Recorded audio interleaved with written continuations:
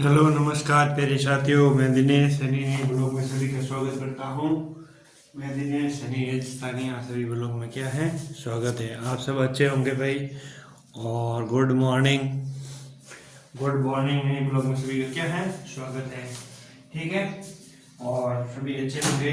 मैं दिनेश सनी स्थानीय ब्लॉग में सभी का स्वागत करता हूँ। आज हम लेके आए हैं आपके लिए, देखो भाई क्या है, आज हम आपके लिए लेकर आए हैं, देखो उच्चारण स्थान पर आधार एवं स्वर एवं व्यंजनों का वर्गीकरण, यानी अलग अलग जो उच्चारण होते हैं, जो वर्गीकरण होते हैं, जो शब्द होते हैं, कौन से कंठ है, कौन से ध्वनि, कौन सा पद वाक्य, इनके बारे में क्या पढ़ेंगे। तो याद रखना उच्चारणों क्या है, उच्चारणों वेरी इंपॉर्टेंट है, ये पढ़ेंगे।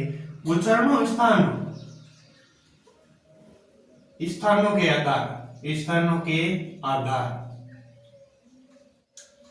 स्थानों के आधार पर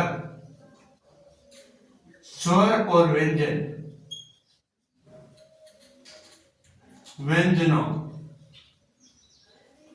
व्यंजनों का वर्गीकरण क्या है, वर्गीकरण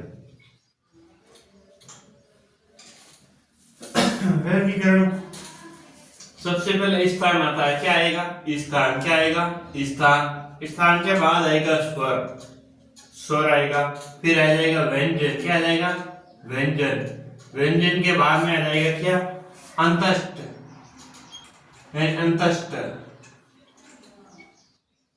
के बाद में आ जाएगा ऊष्म व्यंजन, ये हम पढ़ रखे हैं पहले स्वरों में। आगे आ जाएगा अयोग वा, तो ये याद रखना, क्या रखना, ये क्या रखना भाई, ये याद रखना, ठीक है। तो ये अलग अलग क्या है, ठीक है, भाग है। तो अब याद रखना स्थान में कौन आता है, कंठ्य, क्या आता है कंठ्य। कंठ्य में कौन आ जाएगा, कंठ्य में आ जाएगा अ और आ, इसमें आ जाएगा व्यंजन क ख ग घ ड़, ठीक है।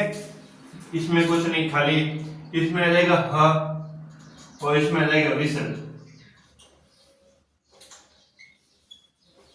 इसमें क्या आ जाएगा विसर्ग। तो ये याद रखना, ठीक है। अलग अलग क्या बना दे, ये लेन बना दे भाई, लेन बना दे। तो इस अलग अलग लेन में कौन कौन सा वर्णन आएगा, ये चीज क्या करेंगे पढ़ेंगे। अब आता है तालव्य, क्या आता है सबसे पहले तो यह जाएगा, अब आता है तालव्य में कौन सा जाएगा ई और बड़ी ई, याद रखना। इसमें च छ ज य, याद रखना। इसमें आ जाएगा य, क्या आ जाएगा य, इसमें आ जाएगा स पुष्प व्यंजन में, आगे खाली आगे जाएगा। अब आ जाएगा क्या आएगा मूर्धन्य, इसमें ऋ आएगा, कौन का ऋषि वाला ऋ। इसमें ट ठ ड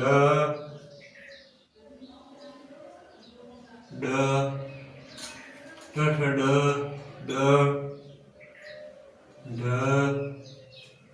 ड और न, ये आ जाएगा। इसमें आ जाएगा र, इसमें आ जाएगा स से इसे करते हैं, इसमें खाली, याद रखना। अगर दंतीय, दांत से यानी दंतीय से कौन आ जाएगा, दंतीय में त थ द ध न, तो ये दंत से, इसमें खाली, ध्यान रखना। अब आ गया ओष्ठ, जो होठों से आएगा, क्या आएगा ओष्ठ, ओष्ठीय में कौन आता है उ, इसमें आ जाएगा प फ भ ब म, इसमें खाली आगे आगे जाएगा कंठाल्यो, कंठ तालु में क्या आ जाएगा, कंठ तालु में आ जाएगा ई, याद रखना। इसमें खाली जगह, कुछ नहीं आगे। आगे से कंठोष्ठीय, क्या है कंठोष्ठीय, कंठोष्ठीय में क्या जाएगा, इसमें ओ ओ और ओ औरत वाला अंगूर वाला, ठीक है। इसमें खाली जगह, इसमें कुछ नहीं होगा। दंतोष्ठीय यानी जो दांतों के बीच से, जिसमें कुछ इसमें वो आएगा, वो जो क्या दांतों के बीच में, ठीक है वो। अब आगे नासिका, नाक से, नासिकीय, नासिकीय इसमें आ जाए ड, य, ण, न और म, ठीक है। और इसमें क्या जाएगा, बिंदी जाएगी, क्या जाएगी भाई, चंद्र बिंदी, ऊपर बिंदी और या फिर क्या चंद्र बिंदी के समान, याद रखना। ये दो इनका चिन्ह है, याद रखना। अब याद रखना फ वर्ण दंतोष्ठीय में भी शामिल किया जा सकता है। अब जो फ वर्ण है, फ वर्ण तो दंतोष्ठीय यानी दंतोष्ठीय यानी दांतों से, दंतोष्ठीय अभी बढ़ेंगे भाई वापस में। शामिल क्या है, शामिल है, क्या है, शामिल है, शामिल है। अब याद रखना, अब देखो अब इसमें क्या है, देखो उच्चारणों के स्थान के आधार पर जो स्वर और व्यंजनों का वर्गीकरण है वो अलग अलग भागों में बांटा। देखो जो उच्चारण स्थान के आधार पर, जैसे स्वर का स्थान, स्थान स्वर का स्थान, व्यंजन का स्थान, अंत्यष्टि स्थान, अंत्यष्टि स्थान, उसमें व्यंजन, अवयव या विसर्ग, तो ये याद रखना। अब आता है इसमें कंठस्थीय, कंठस्थीय यानी कंठस्थीय, कंठ गला, कंठ यानी गला, गला से कौन निकलेगा आ। अब इसमें ये तो स्वर है, क्या है स्वर। व्यंजन में क, ख, ग, घ और ड, ड। अंत्येष्टि में, अंत्येष्टि में कुछ नहीं, इसमें अब इसमें क्या जाएगा, विसर्ग, क्या जाएगा, विसर्ग जाएगा। तालुव्य यानी जो तालुव्य यानी जो जीभ का ऊपर वाला भाग, इसे तालु कहते हैं, क्या है जीभ का ऊपर वाला भाग, क्या है तालु कहते हैं। याद रखना ई, ई, च, छ, ज, ज, य, इसे य, अंत्येष्टि य, उसमें व्यंजन स, से क्या करते हैं, क्या है भाई चिन्ह है। तो ये याद रखना। मूर्धन्य, मूर्धन्य मू जो मुख से, मुख से री, ट, ठ, ड, ड, ड, ढ, ण, र और स, तो ये आता है, क्या है ये आते हैं। आगे दंत्य यानी दांतों से, क्या है दांतों से, क्या है दांतों से त, थ, द, ध, न, इसमें इसमें कुछ लेगा, इसमें कुछ नहीं है। ओष्ठीय उ, ऊ, ओष्ठीय उ, ऊ बड़ा छोटा, याद रखना। इसमें प, फ, ब, भ, म, इसमें आगे कुछ नहीं। कंठाल्य जिसमें ए, वो कंठोष्ठीय है, याद रखना ओ, और दांतोष्ठीय में सिर्फ व, क्या देगा व। और नासिका से ढ, ड, य, ण, न, म, याद रखना। इसमें क्या देगा, जो बिंदी और चलन बिंदु, इसमें क्या है मतलब। अब फ वर्ण है, याद रखना जो फ वर्ण है, क्या है जो फ वर्ण है, क्या है भाई फ वर्ण है, क्या है जो फ वर्ण है, क्या है फ वर्ण है, क्या है भाई जो फ वर्ण है, ये फ क्या है जो फ वर्ण है। तो ये याद रखना ये फ वर्ण है। तो इसे किसमें शामिल किया, दंतोष्ठीय में भी, यानी इसमें भी शामिल किया, किसमें दंतोष्ठीय यानी इसमें भी शामिल किया देखा है। तो ये याद रखना। काफी अक्षर होते हैं, जैसे कोई कुछ छोटा कोई बड़ा या अलग अलग जो भी अक्षर होते हैं, तो क्या होता है भाई देखो कौन किसमें होता है। ये क्या होती है, ये एक सारणी होती है। सो क्या होती है, सारणी होती है, याद रखना। क्या है ये सारणी है, क्या है सारणी है। जो अलग अलग स्वर है, जो व्यंजन है, उनको किस भाषा में कौन से अक्षर को शरीर के कौन से अंगों से किस भाषा का कौन सा शब्द क्या है, उसका क्या होगा भाई उद्गार यानी उद्गम होता है, कौन सा भाई जिसे उच्चारण होता है। तो ये याद रखना। कंठस्थीय में, तालुव्य में, मूर्धन्य में, दंत्य में, ओष्ठीय में, याद रखना। दंत्य, दंत्य क्या है तो दांत, याद रखना। तो दांतों से होता है। और ओष्ठीय जो होठ से, कोष्ठीय जो होठ से, और कंठ तालु जो कंठ और तालु से ए, तो मतलब कंठ और तालु दोनों मिलकर के कौन से शब्द उच्चारण करते हैं, ए और ए। अब वो कंठोष्ठीय है, तो ये याद, कंठोष्ठीय जो गला और कंठोष्ठीय मतलब पूरा गला क्या है, जो शब्द का उच्चारण जैसे ओ, जो पूरा गला क्या वर्ड जिसे बोलने में से क्या पूरा उच्चारण होता है, कौन सा उच्चारण होता है अ और ओ में। तो याद रखें दंतोष्ठीय में ये, इसमें और नसिका यानी नाक से, जो नसिका याद है, नसिका क्या है तो ये क्या है नाक, क्या है नाक याद रखना, नासिका क्या है, नासिका क्या है, इसका नाम क्या है, नासिका। तो ये याद रखना। तो नासिका में कौन आता है, ड य ण न म। तो ये याद रखना क्या आता है, ड य ण न म। तो ये कौन आते हैं, नासिका में। कौन सा आते हैं भाई, नासिका में। किसमें आते हैं, नासिका में आते हैं। तो ये याद रखना। और अंतिम में जो चंद्र बिंदु है और क्या है, जो व की मात्रा है या चंद्र बिंदु है, ये किसमें आते हैं, नासिका में। कौन में आते हैं, नासिका में आते हैं। जैसे चांद, जैसे चांद, इसमें लिखा है कि चांद, जिसमें मात्रा आ गई इसमें, तो याद रखना। अभी कांच, जैसे कांच, तो आ गई इसमें चंद्र बिंदु की मात्रा, ठीक है। तो ये याद रखना। जैसे अंक, अंक में आ गई ये अंक, ये ऊपर मात्रा आ गई, ये ऊपर आ गई अक्षर, ये बिंदु आ गए, तो ये याद रखना, ठीक है। चलिए आगे बढ़ते हैं। ये थी क्या थी, जो व्यंजनों की क्या थी, सारणी थी, ठीक है। ये तक समझ में आगे होगा, क्या शब्द में आगे होगा। अब हम क्या करते हैं, आगे बढ़ते हैं। तो याद रखना, ठीक है भाई। तो ये क्या रखना भाई, याद रखना, ठीक है।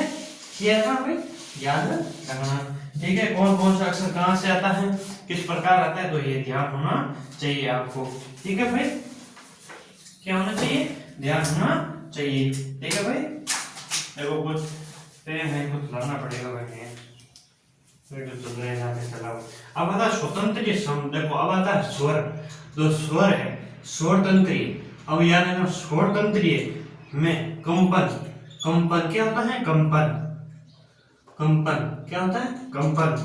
क्या आधार पर, क्या आधार पर, क्या है, क्या है, आधार पर, आधार,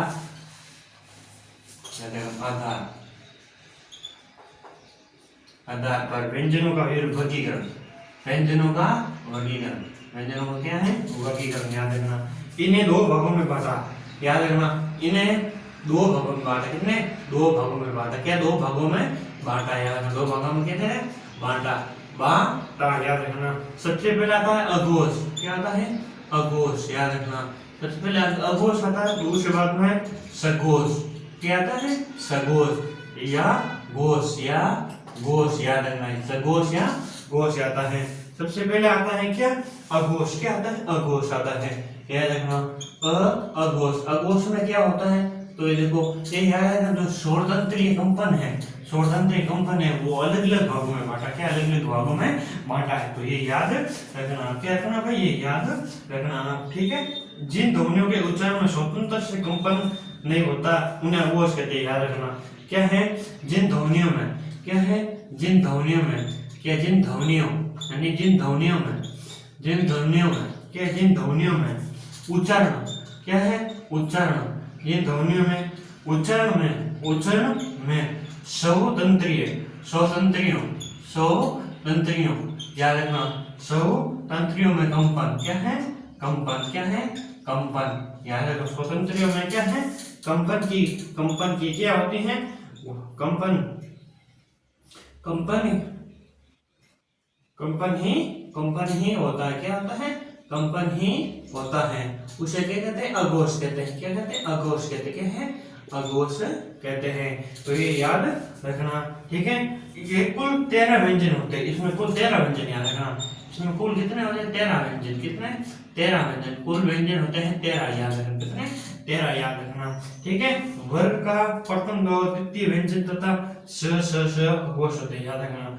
वर्ग, तो ये याद रखना, वर्ग का प्रथम व द्वितीय, तो वर्ग का, तो वर्ग का प्रथम और द्वितीय होता है, प्रथम व द्वितीय, प्रथम वो क्या होता है, द्वितीय, प्रथम व द्वितीय, प्रथम व द्वितीय, प्रथम व द्वितीय व्यंजन होता है। प्रथम व द्वितीय क्या होता है, व्यंजन होता है, क्या होता है, द्वितीय क्या होता है, व्यंजन होता है।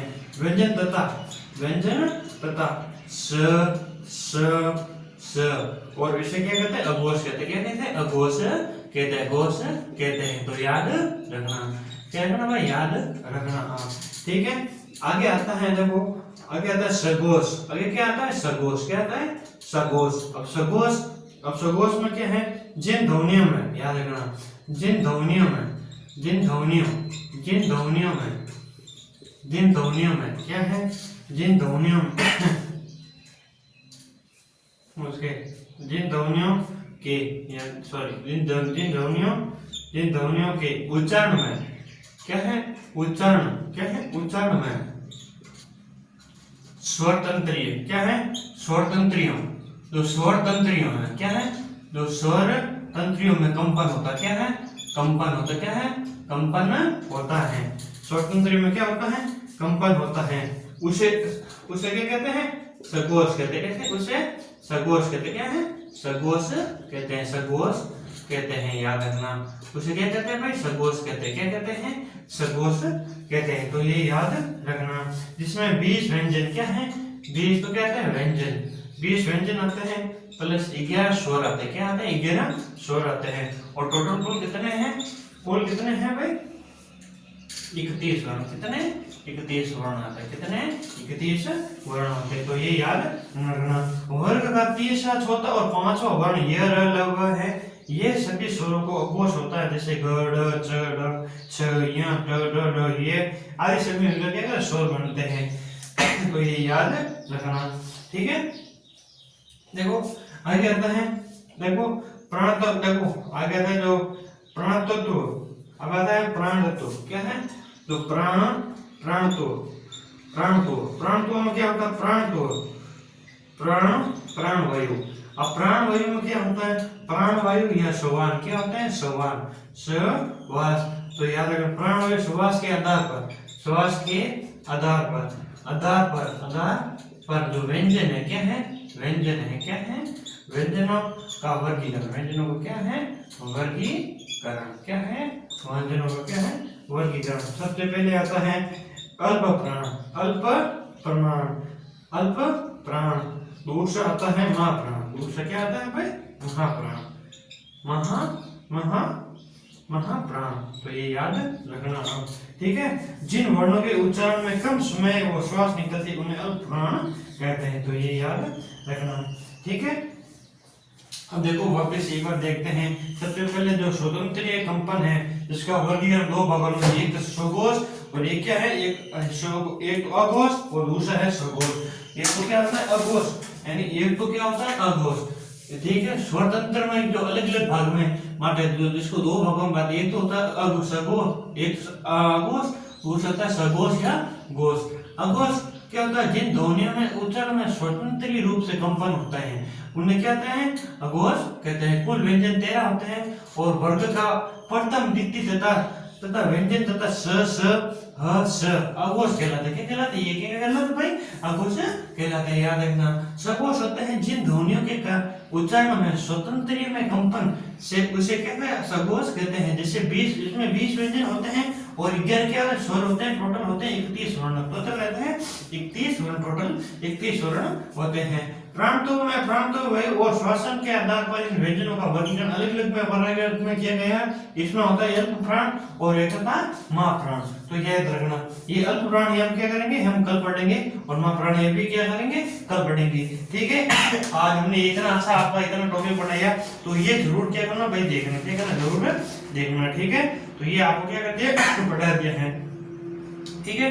अल्कल पढ़ेंगे, अल्प प्राण क्या पढ़ेंगे, अल्प प्राण। तो आज की आपको क्लास कैसे लगी कमेंट करके जरूर बताना। आज के लिए इतना ही, धन्यवाद, जय हिंद।